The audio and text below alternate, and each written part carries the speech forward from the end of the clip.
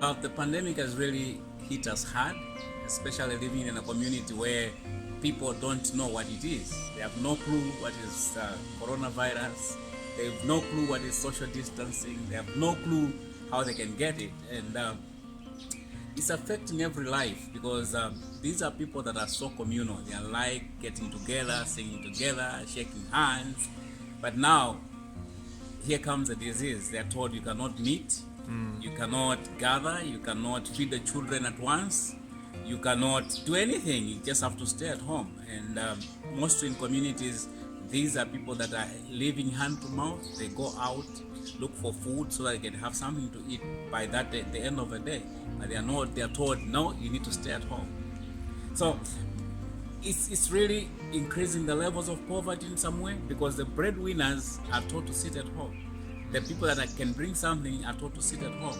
They have nothing to do. They sit at home. They can't go to their farms and harvest because they are sitting at home. So it has really increased the levels of poverty, increased the level of depression, increased the level of need is so high. What we did, we asked Links, our partners, to say, look at these people. They live in an environment where they don't have the information. Help us raise the awareness. Help us take the information to the people. And we thank God for Links International and the partnership, because you equipped us to go out and give the chiefs and the people the information they need, which they didn't have. And now, right now, if you go back to our communities where we're working, we can see some of the washing of hands. People have started washing hands because we gave them the buckets and the soap that were supported by Links. And we've seen that at least they're trying to do the social distancing. They are trying. It's something that is non-existent, but they are trying because we've told them what this virus is all about. Worst fear for us as a ministry, the worst fear for everyone out there is that once it hits community, it will be a disaster for Malawi. Because these are communities that are far from hospitals. It's like 25 kilometers to go to the hospitals. There's no road system. So if the disease was to hit communities, then it will be disaster.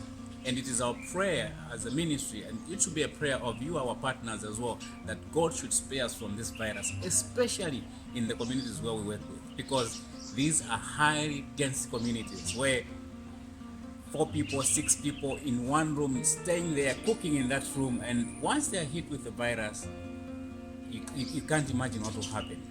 And that's really our prayer request right now. Is let's pray that it shouldn't reach that far.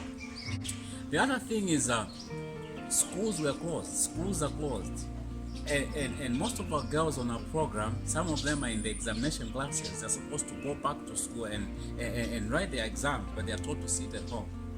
Imagine living in an environment where there are no libraries, you don't have internet access, and the government tells you you can access your books on the internet, you can go to libraries, but you don't have libraries. And that's the situation with our girls. And these are the girls that we've invested so much in. Some of them, we found them when they're in standard 2. We've raised them to where they are now and going into high school. Some of them graduating high school, and they're told to sit at home. And some of these girls, we rescued them from the jaws of early marriages. They went into early marriages. We went in there, rescued them, put them back into school, and now they are so happy that they are almost completing their high school, and then schools are closed. And there are some girls that we just rescued from prostitution, put them back in school, they're excited, they want to finish their education, schools are closed. And that's our concern as a ministry, that look at all the investment we've done, and now these kids are told to sit at home.